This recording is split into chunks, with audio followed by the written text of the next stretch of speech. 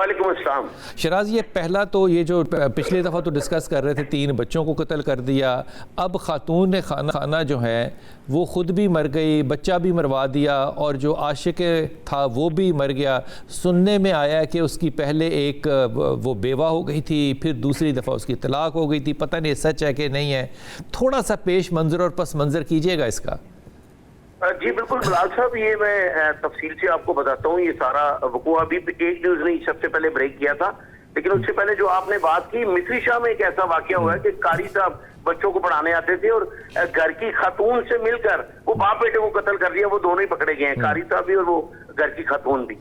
अब मैं शाहिद के बारे में आपको बता देता हूँ कि ये भी कम से कम 10 साल से इसका आयशा के साथ ताल्लुक था और 2006 में इसी शाहिद ने उसको गंगाराम अस्पताल में आया लगवाया।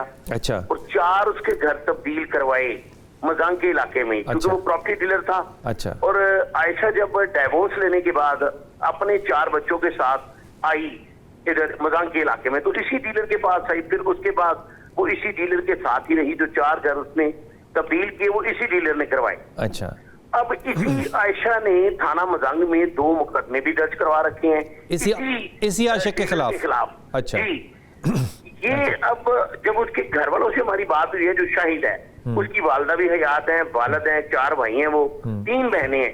उनका ये कहना है कि इस खातून ने हमारे भाई पे काला जादू करवाया था। अब अच्छा। इसमें भी जादू वाला अंतर आ गया। और हम जब उसकी मंगनी करना चाहते थे, वो अच्छा खासा पैसा कमाता था, तो वो इस आयशा के इश्क में इतना मुब्तला था, आयशा उससे शादी भी नहीं करती थी। अच्छा। और ना ही उसकी जान छोड़ती थी। वाह। अच्छा। अब जो बात सामने आई, जो वक़ूआ जिस दिन हुआ है कि इसी 2026 के जनवरी में आयशा ने अपनी बेटी जो समरा है उसकी शादी मुईज नाम के एक लड़के के साथ कर दी। जबकि लवाकीन का ये भी कहना है, जो आयशा के घर वाले हैं, कि शाहिद उस बच्ची से भी शादी करना चाहता था। माँ से उसका ताल्लुक था, लेकिन वो शादी बच्ची से करना चाहता था। जिसके बाद उसने एक थाना मजांग में 354 दफा होती है, उसके तहत मुकदमा भी दर्ज करवाया कि जी मुझे ये हिरास कर रहा है, मेरी बेटी को हिरास कर रहा है। एक और भी उसने मुकदमा दर्ज करवाया। फिर शाहिद भाई, लेकिन शाहिद का ये क्लेम है कि 10 साल से फ्रिज, वॉशिंग मशीन, जो भी घर की सामान वो सारा मैंने लेकर दिया। तो ये जिस तरह आपने फरमाया कि ये मुआशरा इसी तरफ जा रहा है, ये उस खावन को भी सोचना चाहिए। अब तो सुप्रीम कोर्ट की रूलिंग है कि अगर खावन तलाक भी दे देता है, उसकी जवान बच्ची अगर है तो उसकी शादी का जिम्मेदार वही बाप है जिसने तलाक दी है। लेकिन अब खवातीन भी या तो उससे शादी कर लेती, अगर 10 साल से वो उसके साथ है और सारा वो अफोर्ड भी कर रहा है, उसको घर किराए पे भी लेकर दे रहा है, तो फिर एंड उसने यही किया कि जो जाए वक़ूआ से फोरेंसिक पुलिस टीमों ने तस्दीक की है कि यही आया, जो फुटेजेस में भी सामने आ चुकी है बात, कि शाहिद मौका पर पहुंचा और उसी ने आयशा को 4 बच्चों समेत गोलियां मारी। वो तो बाई चांस उसमें से 2 बच्चे जो है वो बच गए हैं और आयशा और 2 बच्चे जो वो जाँ भाग हुए। उसके बाद उसने खुदकुशी कर लिया मौका पर। शराज, आपने जब कैरियर शुरू किया था एज अ क्राइम रिपोर्टर, तब आपके पास इस तरह की कोई कहानी आती थी? बिलाल साहब 1995 की बात कर रहे हैं आप। उस वक्त तो एक कत्ल होता था तो हम मौके पे चले जाते थे कि यार आज कत्ल हो गया है, लेकिन अब तो रूटीन और इस तरह के बहुत कम वाकयात थे। ये बिल्कुल आप ठीक कह रहे हैं कि ये इस्लाम से दूरी है, कुरान से दूरी है। और कुछ देखें, जिस तरह हमने इछड़ा वाला वाकया डिस्कस किया, उसमें भी बाबा जी थे, यदि बच्चे अरे है ही नहीं तो वो सारा खानदान मान गया। अब इसमें भी एक बाबा जी आ गए। ये इन तमाम बाबाजियों को गिरफ्तार करवा देना चाहिए जो इस तरह के जैली पीर हैं।